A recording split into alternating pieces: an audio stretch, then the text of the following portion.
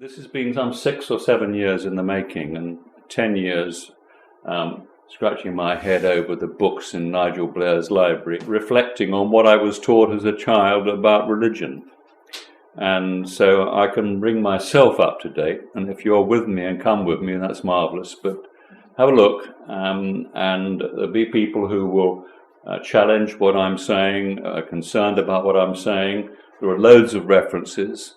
I will back all my statements up with evidence and support, but I have put an awful lot of people into this who help to give us a wonderful story about Christianity, in particular what British Christianity was all about. So away we go. This is a supplement to Learning from History Part 2. A lot of the Part 2 is what we call the Druid links to Karsag, in other words, going right back to the beginning, the Garden of Eden. And I've added a lot of new material. Some of the old material is repeated, but I hope to give a clearer picture of just what an incredible history we all have, and how much we need to know about it, because it'll make us feel a lot better and give us a much better idea of how we should approach each other, life, and the world as a whole. So it is an examination into religious history. Now, I picked this document to put at the top of the list because it's a contentious document, and it's something which upset me when I read it, because I'm being told here that if it isn't Roman Catholic, it's not a proper church. Pope tells Christians. Protestants accuse Rome of a lust for power. The Vatican notes defects of non-Catholic faiths. Anglican leaders react with dismay, accusing the Roman Catholic Church of paradoxical behavior. They said that the new 16-page document outlining the defects of non-Catholic churches constituted a major obstacle to ecumenism. The document said that the Orthodox Church suffered from a wound because it did not recognize the primacy of the Pope. So the key thing here is this primacy of the Pope. The wound was still more profound in Protestant denominations, it added. It's difficult to see how the title church could possibly be attributed to them, said a statement from the Congregation for the Doctrine of the Faith. Roman Catholicism was the one true Church of Christ. This moves the whole debate, this lovely quote from C.S. Lewis, "I do not have a soul, I am a soul." And it moves the whole debate to the other extreme of personal belief and personal feelings, and how you feel about yourself and the world, I hope. Rupert Sheldrake's research is interesting. He says here, Descartes believed the only kind of mind was the conscious mind. And then Freud reinvented the unconscious. And then Jung said it's just a personal unconscious, but collective unconscious. And morphic resonance shows us that our very souls are connected with those of others and bound up in the world around us. And my own work on animals and wildlife generally, there's an extraordinary dimension which Konstantin Korotkov, the Russian scientist, has expanded and developed. And we're on new ground here, very exciting ground, I think. But what we're talking about is, in fact, what our ancestors believed. Our ancestors believed in the transmigration of the soul and in the spiritual world. And I think that's very important to try and go back and see what they thought about it, and why they did it, and what we can learn from the past. Now, some of the names who will tell you how they saw things, and these are great scholars. William Blake on Druid history in Jerusalem. Your ancestors derived their origin from Abraham, Heber, Shem, and Noah, who were Druids, as the Druid temples, which are the patriarchal pillars and oak groves over the whole earth, witness to this day. You have a tradition that man anciently contained in his mighty limbs all things in heaven and earth. This you received from the Druids. Again, William Blake. All had originally one language and one religion. This was the religion of Jesus, the everlasting gospel. Antiquity preaches the gospel of Jesus. Another quote I found recently, which is, in my opinion, what I'm talking about, is that the Tuatha De Nan, or the ancestors of the Tuatha De Nan, are the likely originators of all religion. This source of the teaching of Jesus and the brotherhood could be re-energized, just as Jesus tried to do before others put words in his mouth after he died. I've tried to describe in simple language 2 paragraphs of how I see the ancient world, the ancient city-states, and this sums it up for me. Once upon a time in the civilized world, the monarch and the public servants who honored their oath of allegiance delivered to the people freedom, justice, leisure, and instruction. By facilitating instruction and apprenticeship, the city-state encouraged each individual to develop special skills appropriate to the ascribed natural or genetic abilities of that individual to meet the many needs of the wider community. The pursuit of excellence in each department was a matter of honor, where self-interest led to a duty of care towards fellow citizens and the overall success of that community. And we see this in some of the great city-states like Mari, which at 4000 BC, you have over 200 craft trades and guilds. And peace.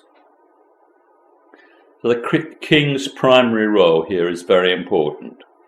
And the concept of kingship needs to be understood. We all have our ideas about monarchy today. It is nothing like it used to be, and I hope that will come through in what I'm talking about.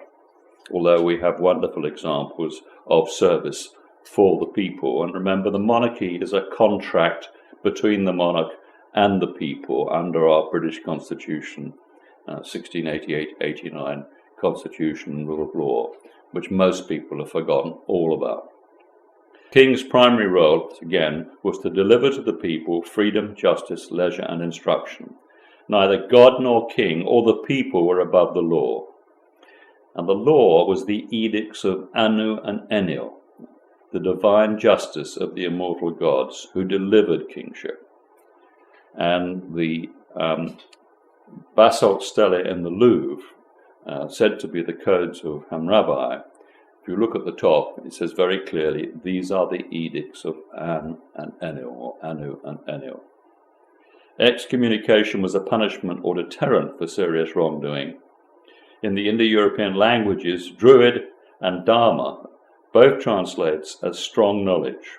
We find distinctly long-headed arrivals from the Eastern Mediterranean constructing the earliest long barrows and observatories from around 4200 BC in the British Isles, together with the wide introduction of mixed farming methods. And sites like Sidefields in Ireland, you have extraordinary central organization, clearing the land, big rectangular fields, complete package. You see there's Reeves on Dartmoor, similar. And you see some really clever people getting to grips with communal activity and advanced planning and centralized organization.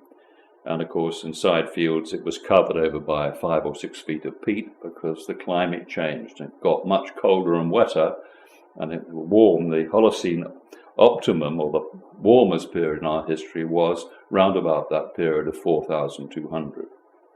Another angle, the ancient philosophy. The Tao is still a pillar of Chinese society. Words of Mengzu. Every person within themselves possesses the 4 principles of benevolence, justice, propriety, and wisdom, and that each person only has to obey the law within themselves in order to be perfect. Plato emphasized soon afterwards that good people do not need laws, and bad people break them anyway. And words from I Ching, the Book of Changes, the superior person who sees not only things, but the Tao of things is rare. The Tao of the universe is indeed kindness and wisdom, but essentially Tao is also beyond kindness and wisdom. The great linguist, scholar, Sir Alan Gardner, who spent a lot of time in Germany before the First World War, where archaeology was at its peak, and he was the key person who had translated so much of the Egyptian hieroglyphs and texts. He certainly identified the bread cake, which was an interesting subject for Lawrence Gardner to follow up. That's a separate subject. But he says here, from the Egyptian point of view, we may say there is no such thing as religion. There was only Heka, the nearest English equivalent of which is magical power. And this is St. Augustine, who came to Canterbury in 590 to bring Catholicism into this country. It was a Catholic invasion, whichever way you look at it. And he says this: the Christian religion was known to the ancients, nor was wanting at any time from the beginning of the human race until the time when Christ came into flesh, whence the true religion, which had previously existed, began to be called Christian. So here we have St. Augustine on the same path as William Blake, which is interesting. And here we have Pope Leo at a different time saying how well we know what a profitable superstition this fable of Christ has been for us.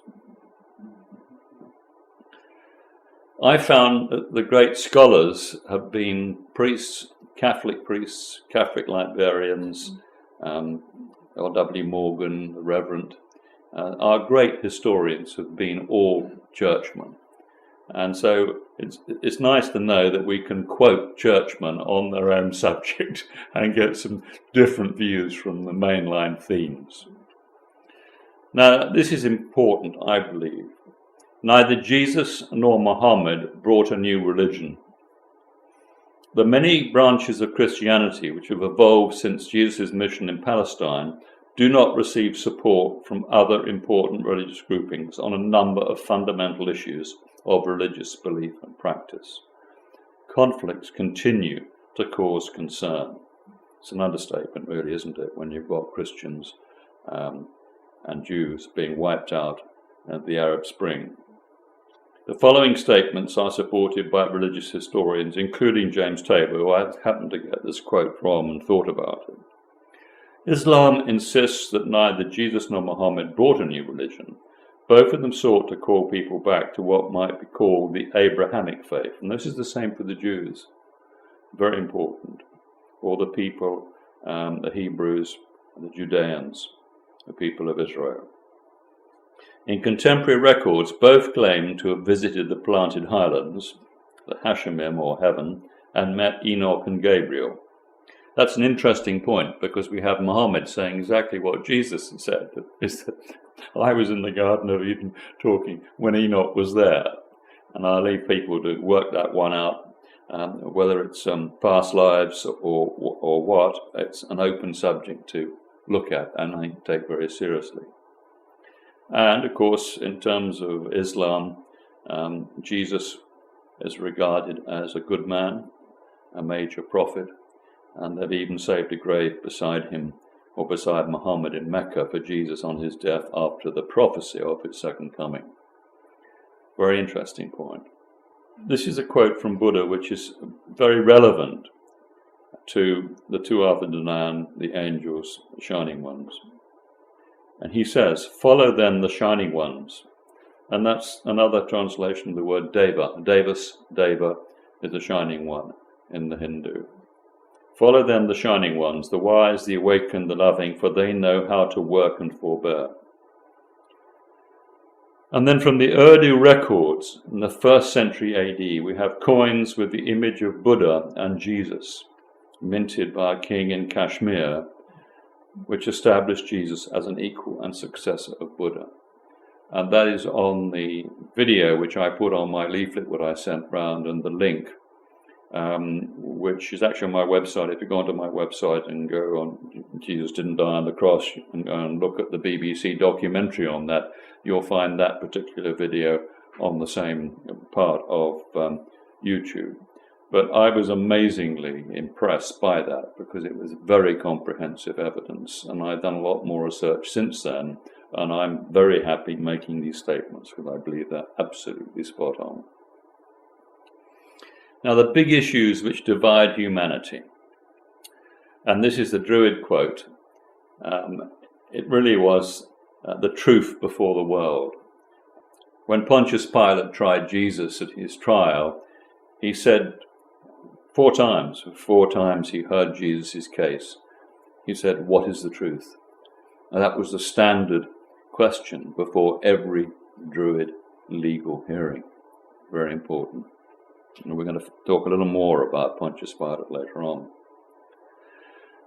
We have a big difference between our Druid friends and many other people, nearly everybody apart from the Catholic Church, is they believe in free will and one's own choice, and enabling one to communicate with God oneself, as opposed to original sin. And the concept of original sin was, you're all sinful, but come to us and pay some money and we'll forgive your sins, which was elaborated to extraordinary lengths in the Middle Ages, and it was the big issue that Martin Luther was concerned about, and the reason for the Reformation.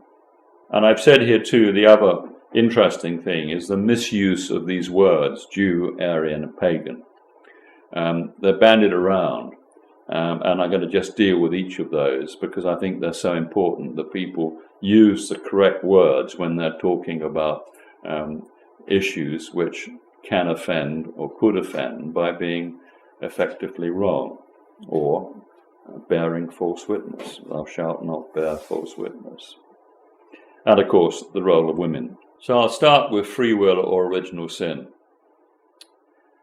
This is, I think, the most important quotation that's stuck with me, and that's this: without freedom of will, there is no humanity.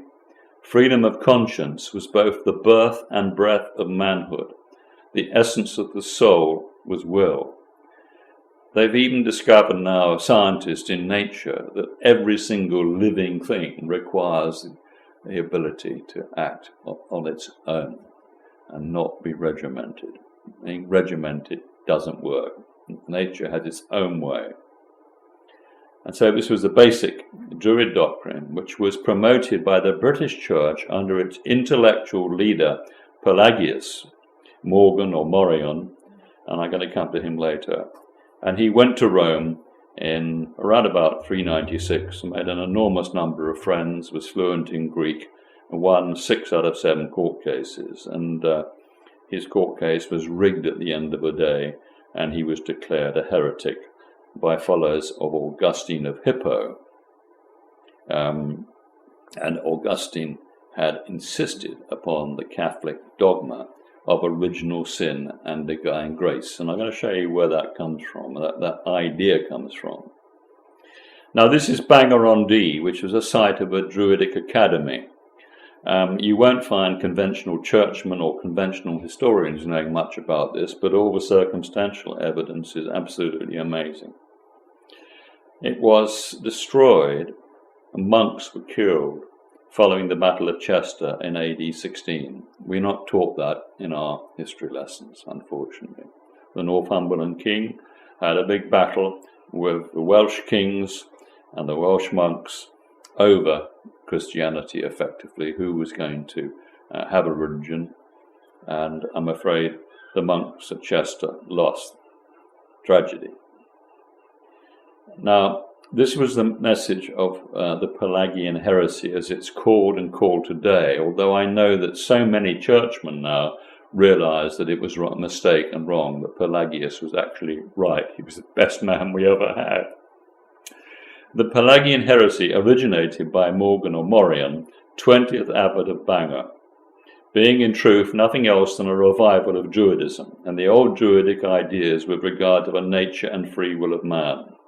Because of his principles and the hostility towards them from those more closely linked with the new religion in Rome, he resigned from Bangor and was sent by a synod at Winchester, which was the capital of Britain at the time, and went aboard with Celestius, who was Irish, representing Irish interests, and they both went to Rome to take on these issues direct with the church authorities in Rome, sent by a synod at Winchester. As well as in Africa, they went to Hippo, which is on the north coast of Africa, and Jerusalem. and he finally returned to die in his native land after the most eloquent, exemplary, and authoritative attempt to preserve the principle of free will, mankind's primary requirement. And on that point, I could say that the natural laws which require the free will of both men and women is a fundamental right of any human being. Pelagius, his Roman name, was born on the same day as his principal opponent on this critical issue, Augustine of Hippo. Augustine successfully promoted the Catholic principle of original sin and divine grace over free will, and he was killed by Arian Christians, people who did not believe in the virgin birth, who believed in the old British religion, and they killed him in North Africa, and they were Arian Christian Vandals. We're going to come along to that. And in fact, the Vandals from North Africa, a very large percentage of them immigrated to Mercia, but that's another story for another time.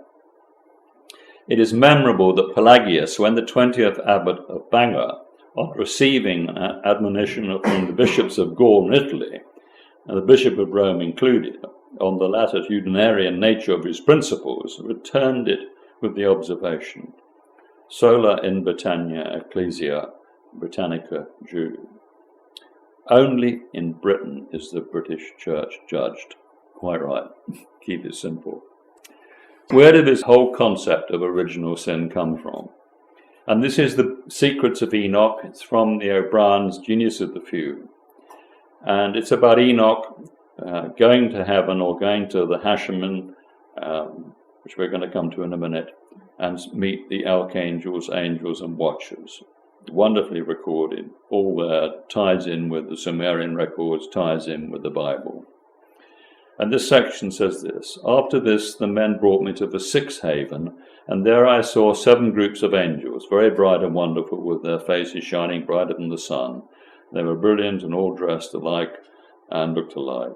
Some of these angels study the movements of the stars, the sun and the moon, and record the peaceful order of the world. Other angels there undertake teaching and give instructions in clear and melodious voices. These are the angels who are promoted over the ordinary angels. So these are the archangels who are promoted over the ordinary angels. They are responsible for recording and studying the fauna and flora in both the highlands and the lowlands. There are angels who record the seasons and the years, others who study rivers and the seas, others who study the fruits of the lowlands and plants and herbs which give nourishment to men and beasts. And there are angels who study mankind and record the behavior of men and how they live. Now, O'Brien says this passage goes even further and provides a rational explanation for the religious concept of the recording angel and the writing down of the good and bad deeds of men.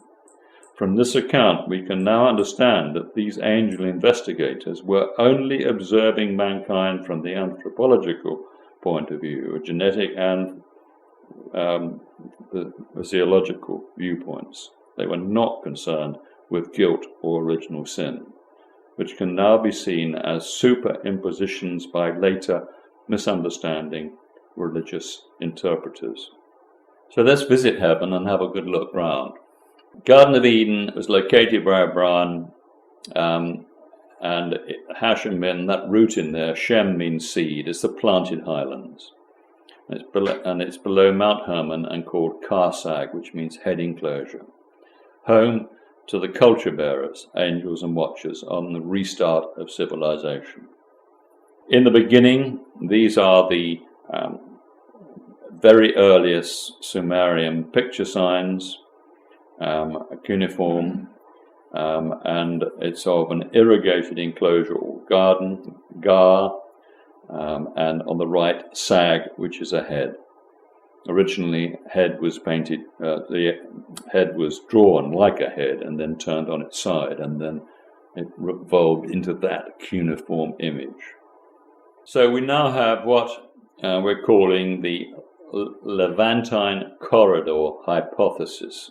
This is for the start of agriculture, start of civilization, but it was a restart by a small group of people who had to survive a horrific catastrophe, an ice age for 1,500 years, and then a very rapid warming up at the end of the Younger Dryas Ice Age.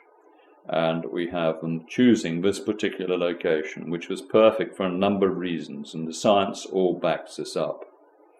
The gods chose the Bekaa Valley between the snow-capped mountains of Lebanon, close to Mount Hermon, on a south-facing slope, where there was a good supply of snow-melt water, fertile soil, and an ideal location for irrigation agriculture on a lake bed which they had drained. During the Younger Dryas Ice Age, this area was a glacial refuge for important wild grasses, the oak, cedar, pistachio, and olive. They chose a perfect site for the restart of agriculture at the beginning of the Holocene. There is Mount Hermon, there, south of the Lebanon Mountains there.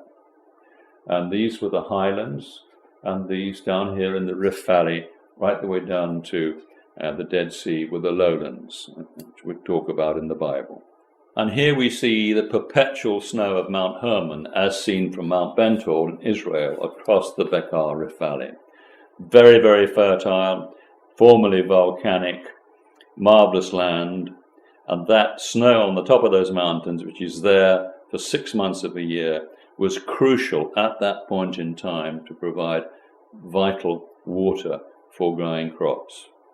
And Mount Hermon was called Senir by the Amorites, Sirion by the Sidonians, Baal Hermon by the Canaanites, and also Mount Zion, or Sion, in the Bible. And in the Arabic it's called Mountain of the Chief, and was always said to be a place where the sons of God lived. Here we have a remaining cedar grove, well watered by snowmelt water till midsummer. And this was what's left of the great cedar forest, and that's where we find the story of Gilgamesh and Enkidu going to the cedar forest to find the garden of the gods, and Enkidu killing Hawawa, who was the great giant who was supposed to guard the cedar forests. And they spoke to the keeper at the gate. If we look at Ezekiel too, we find a number of Ezekiel references to the Garden of Eden being amongst the Lebanon cedars and the mountains here. Now, in 2007, having read The Genius of the Few, I went to look at Google as soon as they got these fantastic images, which we can all now look at and play around with. And this is the image of what looks like a watercourse. That's how I first saw it, and I thought, whoopee, we've got something here. There is another view of it. And so right where O'Brien said it was in his book, we could see it now from those aerial photographs. Nobody had a chance of knowing before. And he'd worked that all out from all the records, Enoch's descriptions, a whole range of things, and looked at all the various intermontane basins. And we find that this was a perfect choice, mainly because it was possible to control the water table in the basin. And so they controlled the water table over 1,500 acres of land. And this is where we get the stories in the Bible and the Quran of water welling up from the ground. And I haven't got it here, but there's an image of snow covering the basin, and you can see the water coming up from underneath, warmer than the snow on top, proving that point. And I sent 2 people out to look at this and survey it, and we're happy that that's spot on as far as O'Brien is concerned. He worked it out. And this is the basic story. Everybody's looking for 4 rivers in Eden, but in fact it was how they translated from the cuneiform the words. And a river went out of Eden. It should have read, a watercourse went out of Eden to water the garden, from whence it was parted, which is sluices, and became into 4 heads, irrigation channels. And so in the original translation, which was thousands of years after the event, they got the word from. We have the name of the rivers. It's well known: Pison, Gihon, Hiddekel. And the 4th river is the Euphrates. Now, these names were used much later on, And anybody who has a farm knows you always name the fields and name the main watercourses. And if they're irrigation watercourses, you tell the chap to go and open the sluice in that one or that one. So you name them. And the text was written after Assyria founded, which was about 1000 BC. So it's all there to look at in the detail. Here you have a bank of that watercourse, another bank there, and the watercourse that's been bulldozed away. It's being damaged and filled in to make little reservoirs and for them to grow fruit trees along the length of the watercourse. That's the view from Enlil's great house. In Sumer it was called the Eker mountain house, but there you can see the 1,200, 1,500 acres of beautiful soil in the bottom of that drained lake bed. And on the slope just below us here, there is a well. Here you see the well, extraordinary water systems in operation, and this is where they would have had livestock and orchards and planting trees and a whole operation. And this whole operation was running for something like from 9,500 BC to 6,500 BC, over 3,000 years. And here is the site of the great house. It's on it's perched on a high rock. That's how it's described, and that's exactly what you've got. That is on the top of a high rock, and there's a lot of debris around the top there, which has been bulldozed to the sides, which look like the original stone structures of fireplaces and very ancient stonework. A little more description, and I'll read it out. This is a flat-top hill overlooking the north and south Rishaya basins. A perfect site, wonderful views of Mount Hermon. The site of Enlil's great cedar-built house and enclosure on the high rock. Various descriptions from the ancient text are clear in providing the evidence we're looking here at the Eker mountain house, where the gods lived and divine decrees were given. Kingship was exercised, and from which the cosmic waters of fertility flowed. Descriptions of the great cedar-built house within the sanctuary, with the building of stone fireplaces, and where Adam and Eve spoke to the serpent, all help to support the Abraham thesis that this is the site of the Garden of Eden. And of course the serpent wasn't a snake, the serpent was a wise man or a wise woman. And that's another big issue which I'm going to touch on later. So now we switch on to another subject, the truth about the Jews. There is no homogeneous Jewish people who came from a genetic group separate from all other people. Their lost tribes and the Bible narratives are an affront to reality, or mere propaganda that became managed by Rome. There were no lost tribes. The tribes were never lost. They knew exactly where they were going. And they came from the same area, and they had intermarried over thousands of years. The Holocaust, including the brothers of the Jews, Ukrainians, Armenians, and Irish, etc. In the 20th century, the attempted genocides of the Jewish people also happened to the Ukrainian people under Stalin. The most important thing about the Jewish religion and beliefs are that it's the oldest and it's based on the truth, and it's very important. And okay, it's called the Abrahamic faith along with Islam and Christianity. But one interesting feature is the final act at the end of the week. The congregation turns round, face the back of the synagogue, and pay their respects to, they call the Earth Mother Goddess, which is, of course, if you've read the Abraham material, the lady Ninka said, wife of Enlil, key lady, evidence of historical truth. And the other important thing, of course, is that the Jews did not kill Jesus, for which Jews have been persecuted ever since he was supposed to have been killed by the Jews. Palestine, a consequence of misunderstandings and racism. We have all the things about the promised land, etc., etc., and we know the Bible stories. And I spoke to a group of Palestinians outside the House of Lords, and rather foolishly perhaps said, how about it if the Americans stopped giving aid to Israel on the basis that you lived Arab Jew, Arab Jew, Arab Jew in the housing and accommodation throughout the area? And the reply I got was, that's how it used to be. And that, of course, is a great tragedy. We don't know what's going to happen. We're worrying about nuclear war. We're worrying about more fighting, immense suffering. Our social organization has collapsed in so many ways. Now, the truth about the Aryans. The Aryan simply means the noble ones. They didn't come out of the steppes. They came from the same place, the land of Canaan. The Tuatha Danann, the red-haired ones, the people of Dan, the tribe of Dan. The Aryan fiction, though, was used by political forces to create a war. Pagan. Pagan means pays, pagan, peasant, peasant. So the church said, you're a peasant if you didn't come to church. And it was a way in which pagan was and still is used as a derogatory term against all those who do not follow the Christian church establishment. Role of women. In about AD 180, Bishop Clement of Alexandria, a prominent father of the church, had declared, men and women share equally in perfection and are to receive the same instruction and the same discipline. For the word humanity applies equally to both men and women. And for us in Christ there is neither male nor female.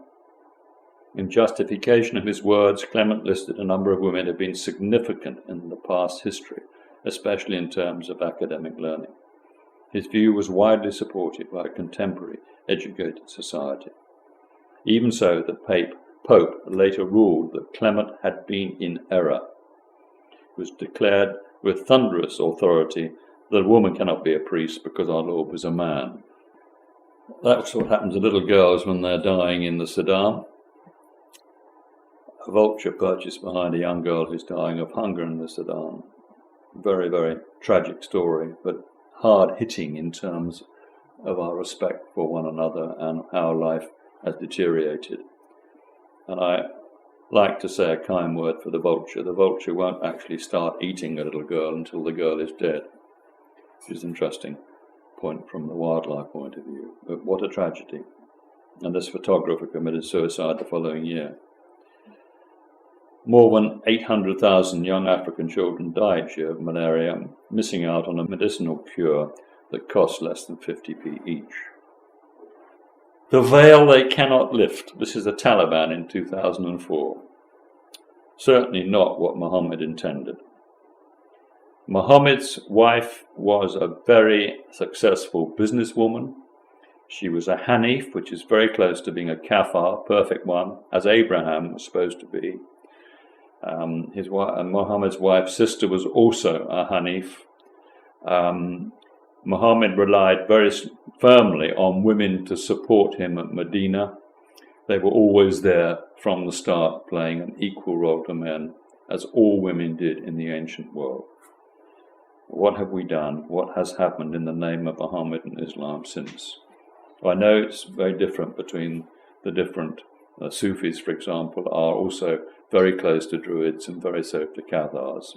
And it's a wide spectrum. But it's so sad that that wide spectrum covers so much suffering.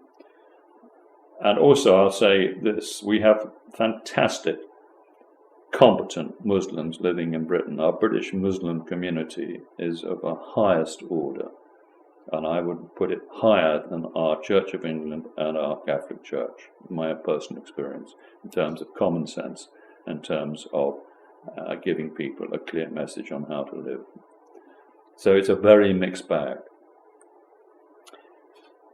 You saw the veils still being used. You know the fuss in France about the veil. Well, this is Shah Reza freeing women from Iran from the veil in 1936. The war interrupted so much, and Shah Reza found himself on the wrong side or in the wrong position because he had oil which everybody wanted, Russia and Germany. But another tragic factor of history, but you can see all the ladies dressed up in the most marvellous hats and clothes. Switching back to Britain. St. Paul came to Britain right about 60 AD. He had 3 years after he was shipwrecked where he disappeared from the scene, and it's thought that he got another ship in Malta and went to Spain and came across France into Britain. On arriving in Britain, Paul headed straight for Bangor-on-Dee, which is what I showed you earlier, one of the four most important Druidic academies, along with Nantwich Major, Glastonbury and Old Sarum. Was he following Jesus? My view is that there's a very good case that was. It always was the monastery of all monasteries. It was always extremely important. And I'm willing to bet that Jesus spent time at Bangor-on-Dee, and that's the reason Paul went straight there. St. Paul, liberated from his first captivity in Rome, left to preach the gospel to the Britons and others in the West, testified by Theodoratus in 435 AD. In Britain, he headed for the primary Druidic college at what became known as the Great Abbey at Bangor Isi Coed, beside the Druids' sacred River Dee. The foundation of the abbey was assigned by tradition to St. Paul. Its primary language would have been Greek. Its discipline and doctrine was certainly known as the Rule of Paul, Pauli Regula, and over each of the four gates was engraved his precept, "If a man will not work, neither let him eat." Its abbots regarded themselves as his successors. They were always men of the highest grade in society, and generally of royal blood. I'm going to come to this royal blood thing because it's quite interesting.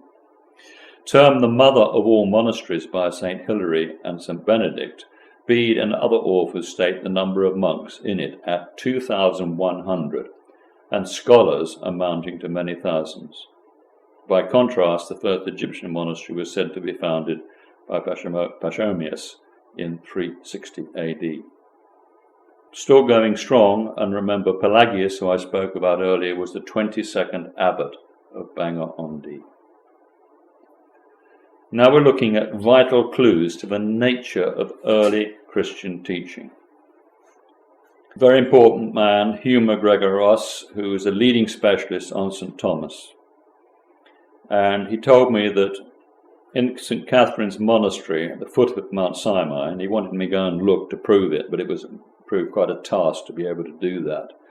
But in the oldest version of the Acts of Thomas, which is in the St. Catherine's Monastery Library in Sinai, states clearly that Jesus was having regular meetings with Thomas in India after the crucifixion. Now, the translation done in about 1904 by a Christian priest, Christian priest translated it that Thomas was having regular visions of Jesus, but on checking the wording, it wasn't visions, he was actually having meetings. But I don't think the Christian priest could have done it any other way, probably, because he would have been in trouble if he'd said something like that. Anyway, the first Christian Syrian or Syriac church in India was founded by Thomas in Kerala, southwest India, in AD 52. That's before Glastonbury and any other churches, other than the one in Rome. And that was before the Caractacus family returned from exile in Rome to found churches at Llanillid, AD 63, and Glastonbury, AD 65. And this is extraordinary. Britain's King Alfred sent an embassy to Kerala in AD 883, headed by Sighelm, Bishop of Sherborne, to visit the tomb of Thomas in what has now become the most Christian state in India. The Syrian church remains today wonderfully integrated in its social customs with the surrounding Hinduism. Another very important specialist called Jeff Crandall, who makes the point about the Gospel of Thomas, and he says here, and unlike the others, Thomas does not present a plot, a crucifixion, resurrection, miracles, or apocalyptic warnings. In fact, Thomas rejects these notions and instead focuses on the mystical transformation of each individual, a theme aligned to work more closely with Buddhism than surviving Christian religion.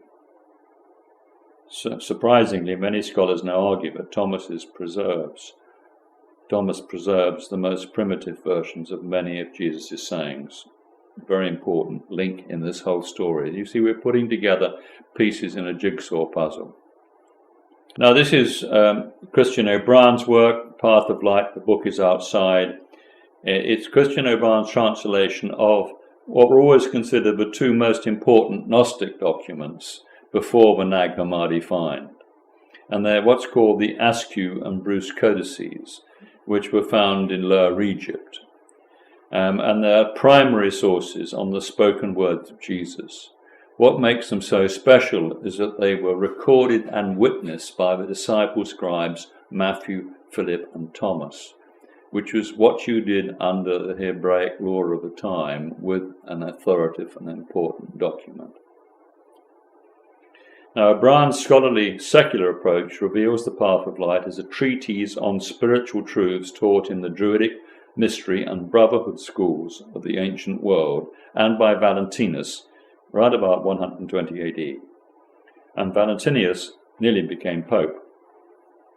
The original documents from which the codices were copied would have been prize records of the Arian Christians in Alexandria and their bishop, George of Lydia. St. George, most popular man in the Mediterranean, was the bishop of Alexandria, appointed by Arius. Alexandria being second in importance to Rome at the time of George's beheading in AD 361 under the persecution of the Catholics and Arians under Emperor Julian the Apostate. Julian the Apostate lasted about 2 or 3 years before he was killed fighting. The real problems came with Emperor Theodosius, and I'm going to come to him a little bit later. In AD 391, Emperor Theodosius instructed George's successor, appointed by him, Catholic Bishop Theophilus, to fire and destroy the Seraphim Library, one of the great crimes against humanity. Jesus was teaching advanced knowledge of Surat, Shabbat, Yoga, soul-word union, to his inner circle of disciples, who consisted of men and women after the crucifixion. Great weight of evidence.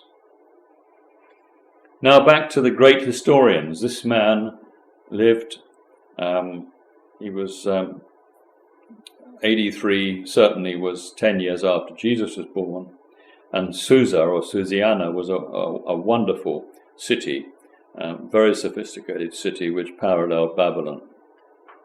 And this is what he tells us. This is the history. The Phoenicians. Upon the Tessurian Sea, the people live who style themselves Phoenicians. These were the great first founders of the world, founders of cities and of mighty states, who showed a path through seas before unknown. In the first ages, when the sons of men knew not which way to turn them, they assigned to each his first department they bestowed, of land a portion, of sea a lot, and sent each wandering tribe far off to share a different soil and climate. Hence arose the great diversity so plainly seen, mid nations widely severed. And the Tessurian Sea, or the Syrian Sea, is of course the Mediterranean, and it's called the Tyrrhenian Sea on the west coast of Italy at the time of the Etruscans. The key point there is they bestowed of land a portion. Anybody arriving in Britain up to the Druid times would have been entitled to 3 acres of land or 5 acres of land, depending on the quality of land, and free passage through the country. There was a massive flow of people backwards and forwards. The Druids held meetings back in the old homelands, and so did the kings, every year. And even those who crossed the Pacific used to sail their double canoes back to the Melanesian islands and had regular council meetings in the same way that they were doing it in Sumer. And the system was based on kingship, and the kings would meet in council, and when there was a problem, they would appoint a king of kings. And in Sumer, it was called a Shishak, he was king of kings, Ozymandias in Greece, Brabord in Saxon, and a Pendragon in Britain. And so Caractacus was a Pendragon in times of trouble, and then Boadicea, a woman, was given the job as Pendragon after the revolt or the Boadicean War. Here are the kingdoms of Israel and Judah in 926 BC. Very, very big, very, very important area. And you'll see the Philistines, small area here, and you'll see the Phoenicians there. But this is where these were the homelands of the ancestors of most British people. I may surprise one. L.A. Waddell is the great specialist. All the genetic research now done shows this. It also shows that the people living in the land of Canaan have been there for 8,000 years, 9,000 years, which includes the Canaanites and also the Phoenicians. Massive movements backwards and forwards, of course. Now let's look at Britain around the time of the Roman invasions, from Caesar's invasion in 55 BC, which was unsuccessful. He was beaten off and went back. Here you have a big area of land, which is the Cymry, right the way to Yorkshire. That area of land was laid waste by cometary debris in about 600 BC. And after it had been laid waste, it was somewhere where a lot of people could go and settle because the land was free and open. And this is where we get the big migration of the ancestors of the Welsh here coming into that area. Albin, it's called in Scotland, and you've got the various tribes, which most people know about. But around the birth of Christ, the inhabitants of Britain were known racially as Cimmerian, historic racial name for the Celts. Cymry remains the Welsh Cymry, originating from King Omri, founder of Samaria, capital of Israel, the Good Samaritans, remember. In Celtic, Cymry, still pronounced Comry. Celtoi, Celt, letter C, substitute the letter K in the spelling of the name, but the pronunciation is the same. Native tribal variations took on a different enunciation and spelling. The Celts, the inhabitants of England and Wales, Celts, the inhabitants of Hibernia, Ireland, Gaels, the inhabitants of Scotland, Gallic, the people of Gaul, now France. Now, ethnically, they're all the same people. Meaning of the word in each case is stranger, indicating that the Celt and the Gael and the Gaul were all strangers in the land in which they dwelt, not an aborigine, as some people would have us suppose. So let's look at the apostles. What was happening after Jesus' crucifixion, or the date when he was on the cross, taken down from the cross, clearly didn't die. Clearly I was busy back at work again within weeks. And we see that from the Path of Light and many other sources. I won't go into that because it's the alternative view, and it's a very important alternative view. People don't rise from the dead. It was an expression of somebody who'd been excommunicated in the Druid language, and they rise from the dead when they're allowed back or forgiven or pardoned. The first apostle, among the apostles credited with visiting Britain in the first century, was Simon Zelotes, one of the original 12. Very important figure, a lot of write-ups, there's lots to say about him and very good references. He preached Christ through all Mauritania and Africa. Africa Gladys is the areas North Africa, Egypt, etc. He was crucified in Britannia, slain and buried. Now, Aristolubus also came to Britain, and they're coming literally as fast as they could get to England was after the crucifixion. They're here, they're doing things in Britain. And the fact that they were rushing back to Britain, as far as I'm concerned, is evidence that Britain was involved in the whole project of Jesus being in Palestine. Now, Aristolubus was the exiled brother of King Herod Agrippa, so he was a key member of a royal family, of the elite. Very important. And he also was eventually killed. A second reference there, Aristolubus is away in Britain. Now, I'm not going to read all these out because you can have a DVD and you can look at it on YouTube and stop it and read it all later on. But all these are reference points that this man was in Britain. Philip, another key figure. Matthew, Thomas, and Philip were the authors and scribes who wrote and put everything together for the Askew and Bruce Codices. And he almost certainly being so close in France, it makes no sense for him not to have come to Britain at the time. He also was the probable author of the Gospel of Philip, and may well have authored the Gospel of Mary Magdalene, because he spent so much time in France with Mary Magdalene. So now we get on to James, the brother of Jesus. This is about Jesus and his brother James in Britain with the Druids. Now, he's called Arimathea, but many people have picked up the point that that was a title. There's no place called Arimathea, and the title was Har-Ramathea, which means crown prince. And that's very important, because if Joseph, the younger brother of Jesus, was a crown prince, what did it make Jesus? It made Jesus Christ, and Christ means king. That's something that we're going to look at and touch upon. And it's also called James the Just. Misunderstanding caused by the apparent anomalies and duplicated interests concerning Joseph, Har-Ramathea, and James the Just in Britain, Gaul and Spain, provoked some argument between the bishops of the Council of Basel in 1434. As a result, individual countries decided to follow their different traditions. It is St. Joseph who is most remembered in connection with church history in Britain, whereas it is St. James that he is revered in Spain.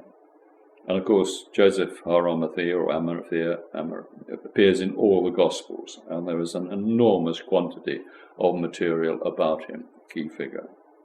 Even so, the English authorities compromised when linking him with the nation's monarchy, and the royal court in London became the Palace of St. James. This primary residence of England's royalty was built in 1531 to 36 on the site of a hospital for leprous women, as established by the 12th century Glastonbury benefactor King Henry II, which had also been dedicated to St. James. And the feasts observed at the foundation were those of St. James and St. Dunstan. James Joseph, I'm calling him Joseph James. I hope that point's made. And here are all the references, and no better reference than Cardinal Cesare Baronius in his 601 Annales Ecclesiasticae. The Vatican librarian recorded that Joseph Arimathea first came from Marseilles in AD 35, 9 years before the Magdalene voyage. From there he and his company crossed to Britain. It was confirmed long before by Gildas Bardonicus in his De Exilio Britanniae, with earlier references by Eusebius of Caesarea and Hilaire Poitiers. In the years 35-37, very shortly after the crucifixion, are thus among the earliest recorded dates for Nazarene evangelism in Britain. I'm going to come back more to Cardinal Baronius. Now, on their arrival in the west of England, Joseph and his 12 missionaries were apparently viewed with scepticism by the native Britons, but were greeted with some cordiality by King Arivagus of Siluria, brother of Dractus, and the Pendragon.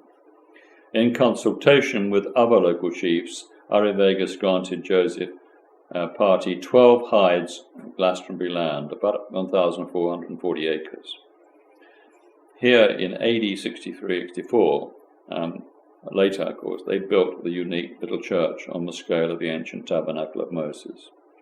These grants to Joseph remained holdings of free land for many centuries thereafter, and were confirmed in the Domesday Book of 1086. Church of Glastonbury has its own veal, 12 hides of land, which have never paid tax. This is incredibly well recorded. It's a story that appears time and time again in the record books. This is a book on the whole subject of the legendary 12 hides by Ray Gibbs, which is very interesting. One hide is usually 120 acres, but in Somerset it's 160 because the land isn't quite so good. There's a bit of marsh in there. Now, this is the key to the whole thing, and I've discussed this at length with Lawrence Gardner. The only people who were offered a hide of land, that much land, were qualified Druids. It was the prize for doing 20 years or the equivalent work on a specialist subject. And it must show how much reverence there was for Jesus himself, that those who had been taught the advanced mysteries by Jesus after the crucifixion were considered in such high status, and that party of 12 were awarded a hide of land each when they arrived. I think that's conclusive evidence. Many other people have picked that point up. There's Glastonbury, as you can see here, 700 BC. You could bring all the ships in on the tide to get the silver from the lead. And remember, the Mendips were famous for the lead mines, and up to 20% of the lead contained silver. And it was very easy to extract. It was one place the Romans wanted to get to when they arrived. So that tradition of coming here. And of course, you can slip across the Bristol Channel to all the mining resources in South Wales, in Siluria, where the Cymry were firmly based. Very important. And you can see by 260 AD, this land is rising. In fact, London's sinking. You're seeing more land. And if you go there now, you can walk across it without much difficulty. But the old River Brue and the river system would have allowed the boats come up on the tide to Street Bridge. And provide very good communication to get to Glastonbury. In addition to the accounts of Joseph of Arimathea in Glastonbury, others tell of his association with Gaul and the Mediterranean metal trade. Abbot John of Glastonbury, I'm going to miss that, but both quoted from a book found by Emperor Theodosius at the Praetorium in Jerusalem, entitled De Sancto ab Arimathea. It tells how Joseph was imprisoned by the Jewish elders after the crucifixion. This event is also described in the Acts of Pilate section of the Gospel of Nicodemus, and was also the story that James was killed or stoned. And in the Gnostic records, he may have appeared to have been killed, but they say that he escaped and was not killed at that particular incident. And he was a very rich man. It's very important to realize that he was the heir to the throne, so to speak. And he was an incredibly rich man. The family had been involved in the minerals industry for hundreds, maybe thousands of years. And I'm going to touch on that. Lawrence says here in his original work, he thought that the land grant by King Aravagus was because of Joseph of Arimathea's mining interests. And I put it here, he was, after all, a well-known metal merchant and artificer of metals, a master craftsman, haute tecton, as was his father, in the tradition of the Old Testament characters Tubal Cain and Bezaleel. Joseph James was described as immensely wealthy, great lord, and Roman-appointed noble decurio, responsible for supplying metals to the Roman Empire. Well, he wouldn't have an elder brother who was lesser than him. He had an elder brother who was far more important than him. That's my argument. Anyway, Lawrence, before he died, supported and thought that was, really made sense, that grant of land was for qualified Druids. That just tells you what they were doing, 1900 to 1600 BC, British Museum, 1,000 wonderful objects. A mould gold cape found near the Great Orme copper mine in North Wales. That kind of quality. This will interest you too. This is a letter between Charles Hapgood and John Dolphin. They've been in correspondence about the incredible fact that pure gold had been found in articles attributed to the Phoenicians. And to obtain pure gold, it is necessary to reach a temperature of 6,000 degrees centigrade. And that was something like 5,000 or 6,000 BC. So the degree of sophistication and technology in the land of Canaan or amongst the Phoenicians was incredible. And these series of letters, go on to talk about monatomic elements and the whole science of powdered gold, for example. And these came to me not from Lawrence Gardner, but from Bernard de Laire, another source. Copper cake, wonderful gold coins from the Veneti, or Venete in Brittany, 5th, 1st century BC. And I'm showing these because these people on that Brittany coast were crucial to this whole debate. They had been, with their fantastic ships, which the Romans couldn't compete with, had been providing arms and provisions and food and resources and soldiers from the docks in Cardiff, where the Silures lived, to the Gauls in France. And the main reason for invading Britain is because they weren't winning in Gaul, and they needed to be able to cut off the supply of all the things the Gauls needed to defend themselves against the Romans. Key factor in this whole extraordinary story. And there's the map, the Gallic people in modern Brittany, and it's that light green near the coast here, where the Veneti lived. Now, they were seafaring people who lived in the Brittany Peninsula, which the Roman times formed part of an area called Armorica. America? They gave their name to the modern city of Vane, which was believed to be their capital. The Veneti built their ships of oak with large transoms fixed with iron nails a thumb's thickness. They navigated and powered their ships through the use of leather sails. This made their ships strong, sturdy, and structurally sound, capable of withstanding the harsh conditions of the Atlantic. Let's say they brought supplies to the Gauls during the Roman War from Cardiff's Old Harbour, and probably other harbours around Britain. That's the scale of copper and bronze working. You've got tin Cornwall, vital, tin here, and tin there, not much anywhere else. And tin was crucial for mixing with the copper for bronze. And we see this in certainly 2,500 BC. Great Ore Mine is certainly 2,500 BC. So the British had a lot to offer the Mediterranean, and was a wonderful place to come climate-wise, farming-wise, and every other-wise, rich in metals and resources. Now, the historian Gregory of Tours also mentioned the imprisonment of Joseph in his History of the Franks, and it was recounted yet again in Joseph Arimathea by the Burgundian Grail chronicler, Sir Robert de Boron, in the 12th century. The Magna Glastonius Tabula and other manuscripts add that Joseph subsequently escaped and was pardoned. Some years later he was in Gaul with his nephew Josephus, who was baptized by Philip the Apostle. Now, this may stretch some people's imagination, but I'm going to do some stretching now. One thing that people didn't destroy was their family trees. And one thing that has been able to be properly checked are family records, family histories. And here we have the 3 children of Mary Magdalene, and they're here. Tamar, the elder daughter, born AD 33. And Jesus was 40. Jesus too, and his younger brother Josephus, who's described as Rama, Theo, because he was the second son. And the tradition was the elder son was called Jesus, and the second son was called Josephus. So we're back to this business of Jesus and Joseph.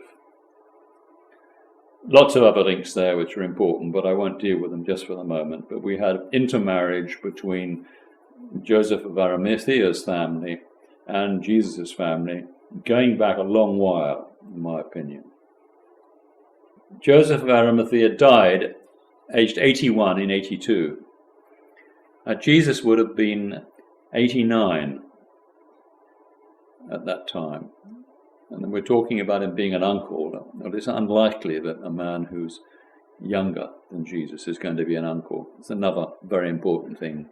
And going through all the dates and the ages and checking everything, it seems perfectly clear that Joseph of Arimathea was not the uncle of Jesus, he was a brother. Another very important point. And this is reliable evidence that when he was died, and after I had buried the Christ, I came to the Isles of the West, I taught, I entered my rest. I put in there quite deliberately, was Joseph of Arimathea in India. And it wouldn't surprise me one little bit if he'd gone to India. He was a great sailor, he had a fleet of ships, he was travelling the world, he was going to Gaul, France, Spain, the whole of the Roman Empire. I wouldn't be surprised if you go to India, even if we're just looking for sources of metals. Joseph James became the principal teacher of Christianity for the Cambro Britons. That was sort of the church view afterwards, which is probably true. He was a great teacher. More references. Ina, king of the country, raised a large church over his grave. We find all the veneration of Joseph at Glastonbury, and a wonderful book by the Reverend C. Dobson, Did Our Lord Visit Britain, as they say in Cornwall and Somerset. And the Reverend Lewis also wrote wonderful books and material. Let's look at a 14th century window of St. John the Baptist's church in Glastonbury. And here we have Joseph, Aristolubus, Simon Zelotes, King Aristolubus. They wouldn't be up in stained glass windows if they hadn't played a role or been involved. It's my view. But it's just another more added interest and added evidence. And there's the church of St. John the Baptist at Glastonbury. The old church at Glastonbury was called the Vetusta Ecclesia and was cited in royal charters. I think most people know about the histories there. And so it was a very important structure and building. And there's a symbol of the fish, which was the Vesica Pisces. And it was a glyph which is described here as symbolizing his message, a divine partnership between male and female that led to the innermost mysteries. As we can see, a message was severely subverted and suppressed by the Orthodox Church. There's a picture of the old original wattle church. And there is that photograph there of the what remains of the abbey, and that was built over that where the wattle church stood. And it was dedicated to Mary Magdalene in AD 64, which was the year after she died. It was thought it was dedicated to Mary, the mother of Jesus, but a whole number of reasons which are clear in Lawrence's books. It was dedicated to Mary Magdalene. And the great monastery was subsequently added. And Glastonbury Monastery was second in size and importance only to Westminster Abbey in London. We mentioned Mary Magdalene, and this is a picture of the ruins of the great synagogue at Capernaum, which was governed by Mary Magdalene's father, the Jairus priest, Cyrus. We have the capture now of Caradoc, as he was called in Britain, and Caractacus during the Roman wars. Despite periods of peace with the Romans and intermarriage between the opposing families, Rome sent practically everything they had against the Britons. For 7 years the war went on, sometimes in Rome's favour, sometimes in Britain's, but overall Rome was making little progress in trying to possess the southern portion of Britain. And Caradoc's brother, Arivagus, was a brilliant general, and they kept fighting and wore the Romans down.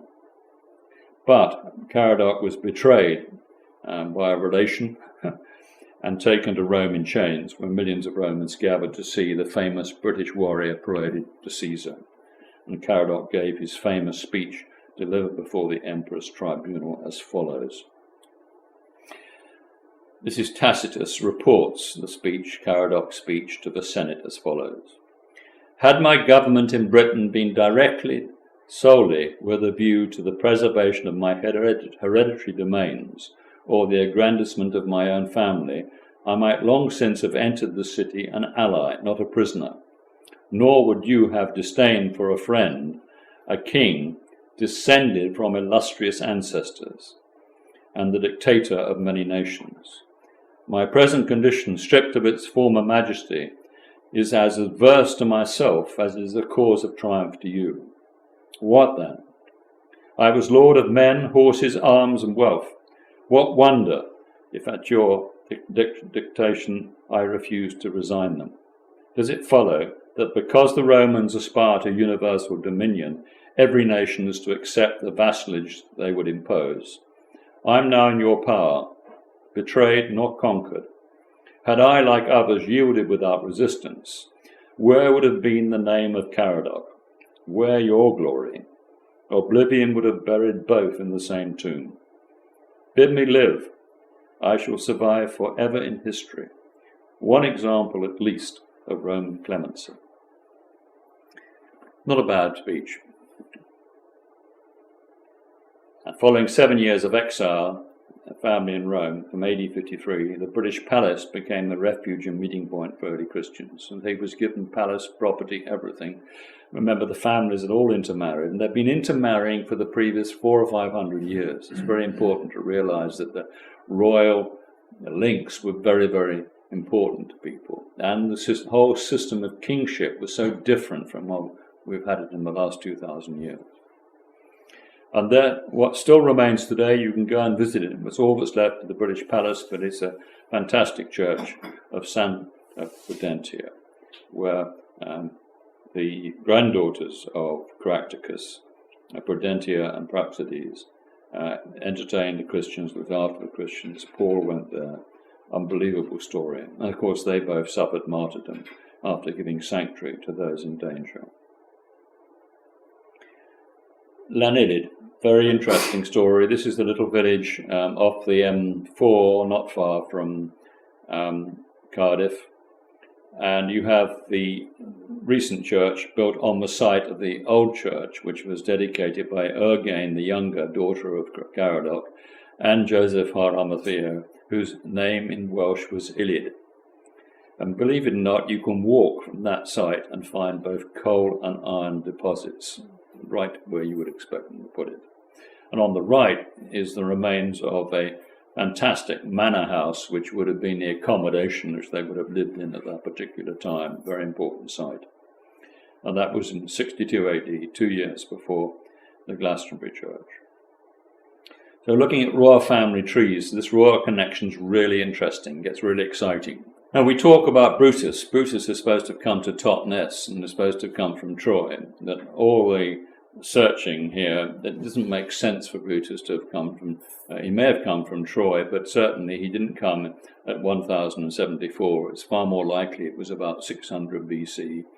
And that's the detailed work from Gilbert, Wilson and Brackett, among other people. This is to support the whole concept of people immigrating from the end of the Mediterranean, from the eastern Mediterranean and from the area of Troy, for example. The identity of the Cymry or Cumbers with the Sumas, suggested by my discovery in various ancient mining centres in Britain, and especially the land of the Cymry or Cumbers, of several scribblings of the old Sumerian script of Babylonia, see later, it's confirmed by the findings that Sumerian is the basis of British or English language. In the previous lectures, I've shown 100 words which are the same in English now, as they were in Sumerian, of which we will find many further instances, incidentally, as we proceed. It is also confirmed by the Welsh Cymry traditional account on the arrival of King Brut, Barrat or Prydain, who's the same person as Brutus, as his name is dialectically spelt in Welsh in Britain, as found in the Welsh triads. So this looking in the Welsh triads is crucial, and what most Oxford and Cambridge academics don't do is they consider the Welsh triads nonsense and won't look at it. And it's also confirmation of an altogether independent source, the tradition preserved in the Chronicles of Nennius and Geoffrey, Monmouth. The sixth triad, the Welsh triad, says that first Hugh Gadarn originally conducted the nation of Cymru to the Isle of Britain. They came from the summer county, which is called Dephobania, it was over the hazy sea, eastern Mediterranean. And Homer uses hazy or misty sea in the Iliad. They came to the Isle of Britain and to Lidor, which may be London or the south coast. Now, Hugh Gadarn is the Welsh god of agriculture, and I believe that Hugh Gadarn was the same person as Enil, which is a title, senior title of the Sumerians and the people going way back to the original Cossack settlement. This is a tablet found at Smyrna, close to Troy, by E.A. Hoffman, which is the very earliest, this is 4000 BC, very earliest picture writing, Sumerian picture writing, just to show the links from Sumeria to Troy, and later on eventually to Britain. Now the first convert, we're told, was Archdruid Bran, and I put Cymbeline or Jesus. He was definitely Cymbeline, And many people have said or suggested that Cymbeline and Jesus were one and the same, and I'll tell you why. Cymbeline, or Jesus, is the father of Caractacus. All the dates work out. Going back to Brutus and following his bloodline through his son Cambria, it brings us to Bran Fendigiad. Bran was the king of the West Silures. He stepped down as king to become archdruid. This so often happened with the king. When the king reached a certain age of maturity, he would become an archdruid or go into learning and teaching. It's rather like going to the House of Lords. But the young king, who was fit and virile and could really run around the country, did the job. And his son Caradoc, then became king of Siluria. Now, Francis Bacon and other scholars believe that this father of Caractacus, Cymbeline or Jesus. And we're seeing a situation where Jesus went and was in Britain at the age of 16, and he married at the age of 18, 19, a royal marriage.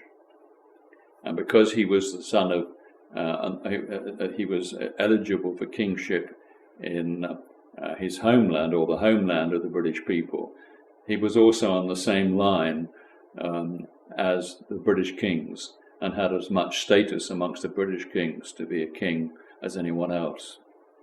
Very important point.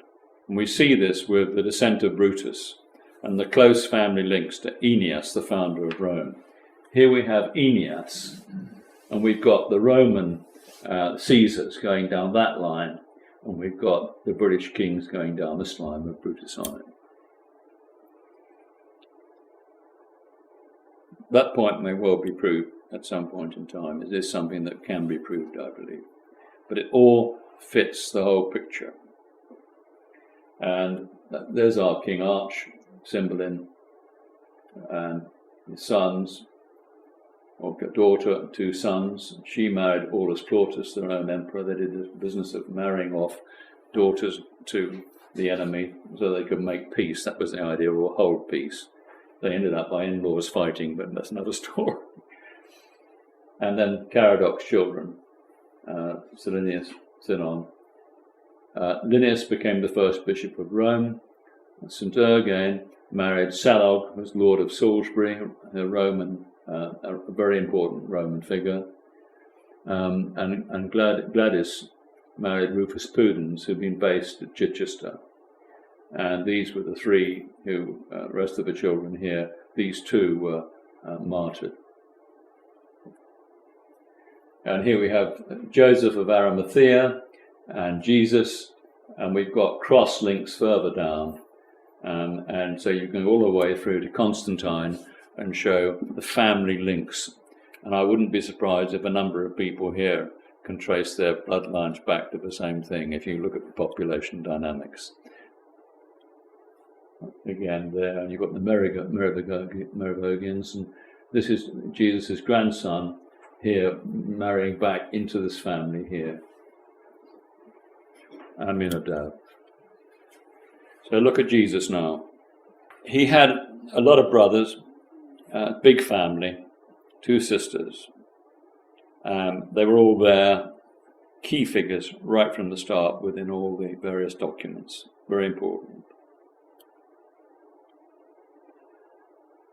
Jesus is supposed to have landed in England according to the Jesus in Cornwall tradition. Now can't prove that, but there are a number of points that raise that issue. And this is from the Nazarenes.com, a very good website on a lot of these details. Jesus was a stranger in Judea, later described as a traveller in Kashmir. And this was the fact that when he arrived back in Judea, they didn't really know who he was, didn't recognize him. He was a stranger to them. The people could not refer to him by name, but only his relationship to other members of his family whose identity was not in doubt. Now, this is the letter from Pope Gregory to St. Augustine. It states that there was a church constructed by no human art, and they've suggested this was Jesus at Glastonbury. And William of Malmesbury included in his writings the contents of a letter given by King Enid.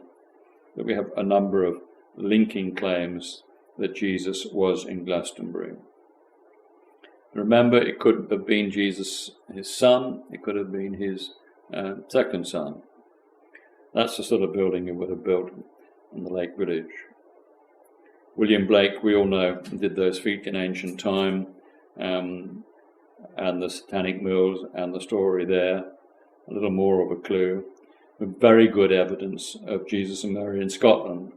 And Barry Dunford has done some fantastic work of Scotland being of great importance from the point of view of Druid academies and activity and evidence of Jesus and Mary, Magdalene that is, in Scotland. We certainly know that Christ, the true Son, afforded his light and knowledge of these precepts to our island in the last reign of Tiberius Caesar. This is Gladys.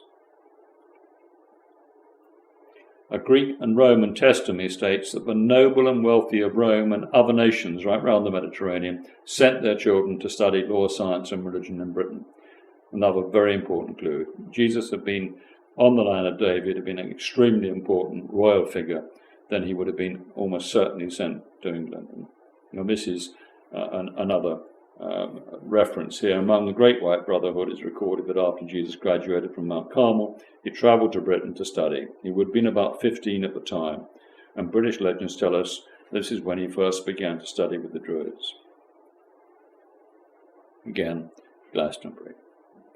Life of Rabbi Jesus by Tony Busby. He was called a rabbi or great teacher, master of righteousness, teacher of righteousness. And here it's very clear from this particular reference that Jesus received his religious education into the secret orders of the Essene. The Essene were Druids, Pythagoreans were Druids, and the records of antiquity reveal that they were associated with affiliate communities. Those records also insist that Jesus spent time as a youth in Druidic communities in Britain and was there with Joseph of Arimathea. So Jesus and James were in Britain. Jesus' grandfather, Roman Emperor Augustus, I'm talking about these links, family links, and here we've got Geoffrey of Monmouth making the point about the family links. Roman Emperor Augustus equipped Jesus, this is, with weapons for the journey from Rome, and this placed Jesus in Britain at least once before the age of 23, before Augustus died in the year 14.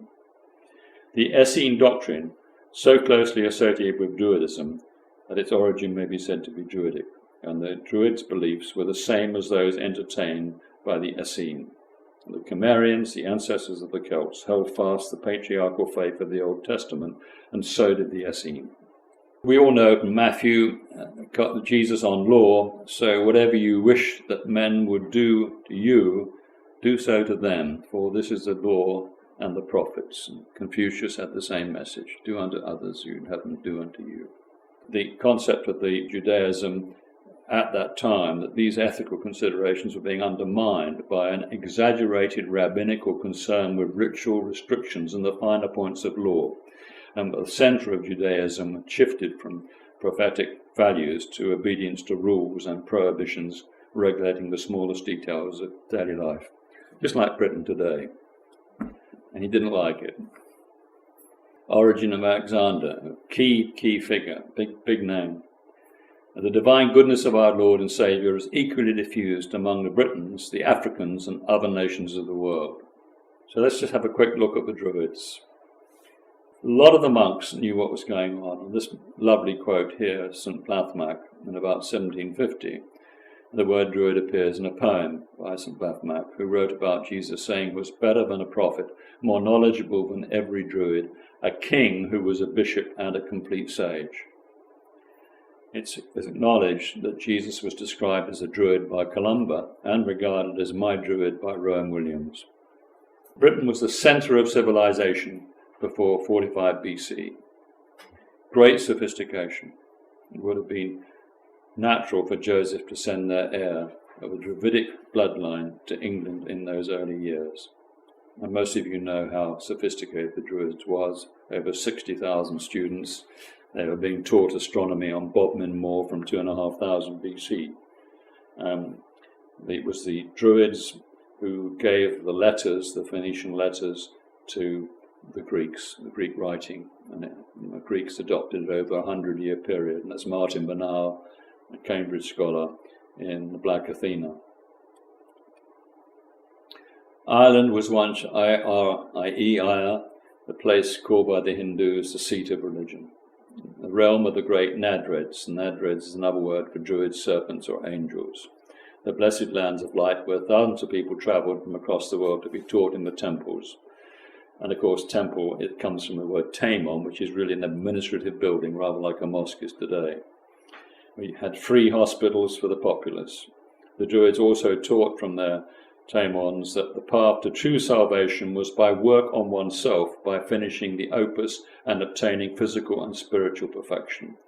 Part of their philosophical view centered on the sun god named Jesus, who was crucified, dies, and rises from the dead 1,000 years before Christianity existed. And the breath on law was superior to that which followed St. Patrick, particularly in terms of all the issues that were related to the rights of women. Quite extraordinary. We're all been told, they were all painted savages, and it's quite the opposite. And the deeper you dig, the more interesting it becomes, and the more evidence there is. This is Ireland, 2589. It was visited by Menes, and Menes was the son of Sumerian king Sargon. And Menes was the governor of the Indus Valley colony until he left to take up the role of king in the newly independent Egypt.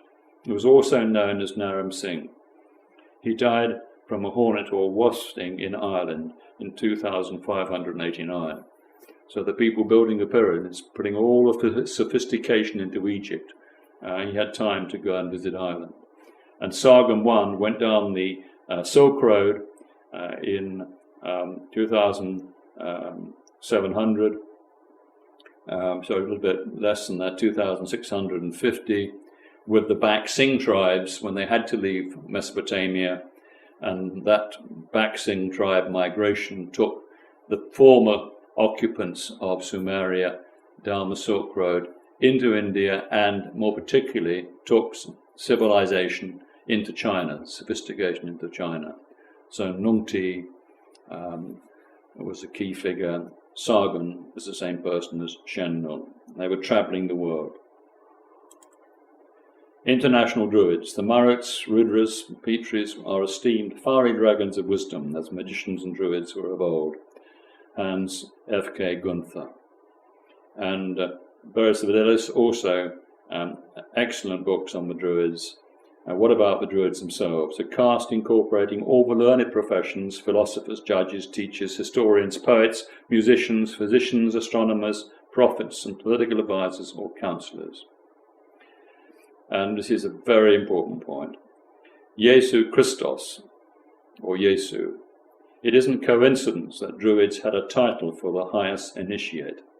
Jesu Christos, or Isa Krios. When Christianity preached Jesus as God, it preached the most familiar name of its own deity to Druidism. And in the ancient British tongue, Jesus has never assumed its Greek, Latin, or Hebrew form, but remains pure Druidic, Jesu. Very important evidence. Those were the seats of the chief Druids in Britain. Massive cities. That's the basis of all our counties in this country. And the three seats of the Archdruids was London, York, and Caerleon in Wales. Pontius Pilate attended these Druid universities, very important, and his guards were the Scots Guards.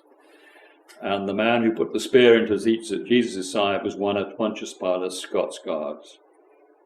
And that was to release the fluid in his lungs from hanging up and saving his life. Barry Dunford, again, Forthingall, great Druidic academy in Scotland, and Scotland kept its independence and was just as important as Ireland. And some say Shambhala. The uninformed may think the Druids as wily pagans, dancing around campfires and sacrificing animals. It's hardly an accurate rendering. The Druids' beliefs were as sophisticated as any spiritual teaching in the world. They believed in reincarnation, immortality of the soul, the purity of nature, and the handiwork of God. And Columba regarded Christ as the new Druid, and Columba was a key figure in Iona, and that was British Christianity right up to the time of the Synod of Whitby in 644. And we have somebody called Columbanus, who was the greatest monastery builder right the way through Europe as far as Kiev. And that was British Christianity, nothing to do with Roman Catholicism. And it was about education, education, education. He knew the earth was round, etc. And this is another reference that one of the Buddhist specialists said. He told Jenkins that Shambhala had once occupied the island of Britain in the last centuries before Christ, before translocating to India, although somehow it may still exist in Britain. Jesus in India, drama of the lost disciples, is just a lot of people felt that he'd gone to India. And then we get this very, very clear evidence from that fantastic YouTube video made by the Indian government. Very important. And these are coins struck in Jesus' honor in India during the 1st century. And as I said earlier, he was regarded as an equal to and successor of Buddha. This man has been vilified, outrageous in my opinion. He was a great artist, a great scholar.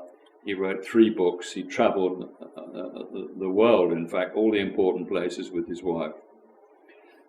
He understood who Kali was, the Earth Mother Goddess. Kali is another name for our Ninkar Sag, who we talked about earlier.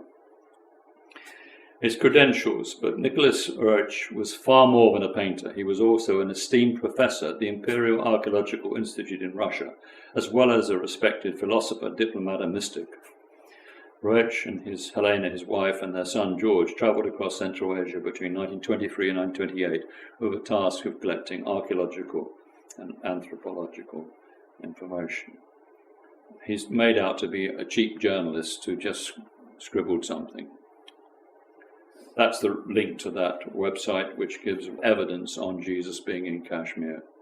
Very, very important. Tied in with all the things that I'm saying, we seem to have a fantastic story of Jesus not only being a prophet to Islam, but we also have him being a figure for the Hindus, Buddhists, and we also know that Buddhism went into China, and the Thomas Church, and Thomas was in China. So this is a summary. We're near the end. Now, Polydore Virgulo was commissioned by Henry VII to write the history of Britain. And he was the Pope's tax collector. And Henry VII very sensibly said, well, why don't you do compile a history of the British nation for me? And he found lodgings at Wells. He produced this incredible record. And his studies in Italy had suggested only a tribal nation of barbarians and sorcerers, but once in England he discovered an ancient land of great learning and rich kingdoms.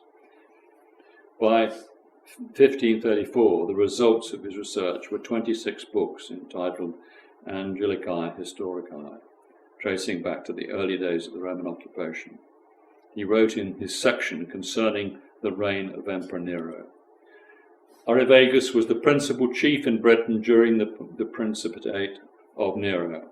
At this time, Joseph of Arimathea, who according to Matthew the evangelist gave burial to Christ's body, either by happenstance or in accordance to God's will, came into Britain with no small company of followers, where both he and his companions earnestly preached the gospel and teaching of Christ.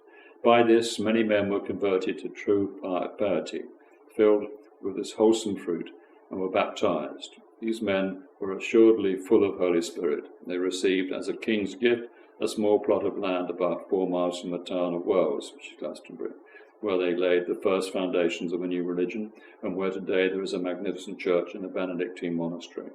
The name of the place is Glastonbury. The first beginnings of Christian piety existed in Britain. This is from a Catholic, from the Pope's own personal tax collector. Polydore Virgulo, in the reign of Henry VII, and after him Cardinal Pole, both rigid Roman Catholics, affirmed in Parliament, the latter in his address to the Catholic Prince Philip of Spain. Remember, Prince Philip of Spain and Mary, Queen of Scots, got married. And then she had a head cut off. And Britain was the first of all countries to receive the Christian faith. In fact, Polydore Virgil got locked up for a while because it didn't go down very well at that particular time. The glory of Britain, remarked Jenny Brand, consists not only of this, that she was the first country which in a national capacity publicly professed herself Christian, but that she made this confession when the Roman Empire itself was pagan and a real persecutor of Christianity. Now, the response to that, as a result, the Vatican librarian Cardinal Cesare Baronius undertook to investigate and to expand on the earlier works of Eusebius and from the then extensive library collection in Rome. Beginning in 1570, his research took 30 years to complete, and his chronicle was compiled into 12 folios entitled Anales Ecclesiasticae Acquistanator ad Annum 1198. Ecclesiastical Annals from the Nativity of Christ from 1198. Published in 1601, and contrary to what the church hierarchy were anticipating, the Baronius work confirmed that the British records consulted by Polydore Virgilo were indeed correct. Even as far back as the acknowledged church fathers, Tertullian of Carthage had written in AD 208 about the early haunts of the Britons, inaccessible to the Romans but subjugated to Christ. So the overview was, Rome was not the founding seat of the Christian faith. The movement began in Britain, notably at Glastonbury, some while before St. Paul went to Rome. Emperor Constantine proclaimed Christianity as the state religion of Rome because he had been born, raised, lived until his imperial appointment as a Christian in York. Just before his death, he received an Arian Christian bishop, the style of Christianity that he had encountered in Britain.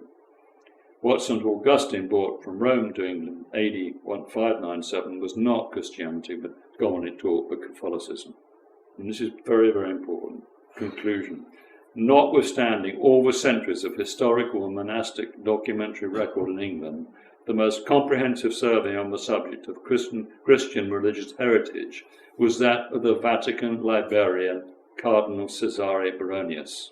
Having spent 30 years researching the Vatican and Lateran Palace archives, he is regarded as the most learned ever scholar of church history, and his 1601 Annales Ecclesiasticae is one of the foremost documents of Christian literature ever written. Despite all the orthodox propaganda of Rome, however, Baronius deduced that Polydore, Eusebius, Tertullian, Gildas, Williams of Malmesbury, Geoffrey of Monmouth, and all the others, including St. Augustine, had been correct. Rome was not the founding city of Christianity. First beginnings of Christian piety existed in Britain. Its birthplace from A35 was Glastonbury. And then we know that Constantine produced the Edict of Milan, which was religious toleration, and he gave land and money to Sylvester. And he specifically wanted it to be education, education, education, as were the British monasteries. It didn't happen. And we didn't have a continuation of what had been put in place in Britain. And this is what Cesare Baronius said on Constantine. A man must be mad who in the face of universal antiquity refuses to believe that Constantine and his mother were Britons born in Britain. Over 20 European authorities affirm this fact. AD 380, Rome under Emperor Theodosius declares Catholic Christianity as the religion of the Roman Empire, escalating Arian Christian persecution. They went out and killed Arian Christians. 610, the papacy was created. The Roman Catholic Church invented the term pope to be above bishops. The British Church had bishops only. And the statement by Augustine by the British Church. The British Church tried to fight back in 607 AD as a protest of the British Church in refusing to accept St. Augustine, signed on its behalf by the Archbishop of St. David, 6 bishops, and the Bishop of Bangor, who conducted the conference with Augustine at Augustine's Oak. Be it known and declared that we all, individually and collectively, are all in humility prepared to defer to the Church of God and to the Bishop of Rome, and to every sincere and godly Christian, so far as to love every one according to his degree in perfect charity, and to assist them all by word and in deed in becoming children of God. But as far as any other obedience, we know of none that you term the Pope or Bishop of Bishops can demand. The deference we have mentioned, we are ready to pay to him, as every other Christian, but in all other respects our obedience is due to the jurisdiction of the Bishop of Caerleon or St. David's, who is alone under God, our ruler, to keep us right in the way of salvation. And the first meeting here, it says we have one voice. We have nothing to do with Rome. We know nothing of the Bishop of Rome and his new character of Pope. We are the British Church, the Archbishop of which is accountable to God alone, having no superior on earth. And Francis Bacon and the government of England says, the Britons told Augustine they would not be subject to him, nor let him pervert the ancient laws of their church. And then we had the destruction, as I say, at Bangor-on-Dee, the Battle of Chester, where anything between 1,200 and 2,000 monks were all fighting and defending the Welsh kings, and total destruction. That was really, if you like, genocide of the best of our intellectuals at Bangor-on-Dee at the Battle of Chester, AD 16, and children aren't taught that in schools. And the Synod of Whitby, on the excuse that they were going to discuss the tonsure, or how the haircut should be, whether you have a round thing in the middle or over from ear to ear, and the date of Easter. On the basis of that and getting everybody together, they ended up by the Roman Catholic Church proclaimed as the British religion on the casting vote of the King of Northumberland, Oswey, or whatever his name is, who had asked both sides if they agreed that Peter had been given the keys to the kingdom of heaven by Christ and pronounced to be the rock on which the church was built, to which half of those attending agreed to the Roman and Petrine practices. So the casting vote meant that the Northumberland king got his way. This ended the influence of the Druidic Iona, Columbanus, British Christianity, and the brilliant educator St. Hilda, abbess of the double monastery, later called Whitby Abbey. And there's never been a scrap of evidence that Peter actually was the first pope or first bishop, or had any right to be claimed as the first bishop, bearing in mind all the other information that you've seen here. The Nation of Constantine final act was a forged document, a Roman imperial decree, by which the Emperor Constantine supposedly transferred authority over Rome and the western part of the Roman Empire to the Pope. It was used, especially in the 13th century, in support of claims of political authority by the papacy. Italian Catholic priest and humanist is credited with the first exposing the forgery with solid philological arguments in 1439 to 40. But this enabled popes to overrule the appointment of kings and queens, gave complete and utter authority over every country by the Pope, complete takeover. Papal councils. This was discussed at Pisa, Constance, Siena, Basel, and in 1933 the Vatican reaffirms that the first Christian church was in Britain. Now, we've got so much there, but do you hear anybody saying today that was the case? Well, it is the case. And of course, Henry VIII, everybody blames Henry VIII for the dissolution of the monasteries, gives him a hard time, but his father, of course, Henry VII, instigated this wonderful history by Polydore Virgulo, and was the most intelligent probably ever of any of our kings, and certainly Henry was no slouch, and particularly his daughter Elizabeth I. And Henry would have known the Glastonbury story and the Arthur connection, because King Arthur was involved in this one too, but I haven't touched on it. His father had commissioned Polydore Virgulo's history bit to establish the truth. Now, his dissolution of the monasteries had two primary purposes: ending Catholic corruption, much the same as Martin Luther wanted to end the corruption of the church. But secondly, far more importantly, to raise money to defend Britain from an invasion from Catholic Spain and France. Henry hadn't have done that, we would have been taken over by the Spanish and the French, and we nearly did lose out to the Spanish, if you remember, which was Philip of Spain coming back with a vengeance. And we managed somehow to survive 1,000 years or more without being invaded again. Henry felt so badly about the Pope that this painting hangs in Hampton Court today, which is the four evangelists stoning the Pope.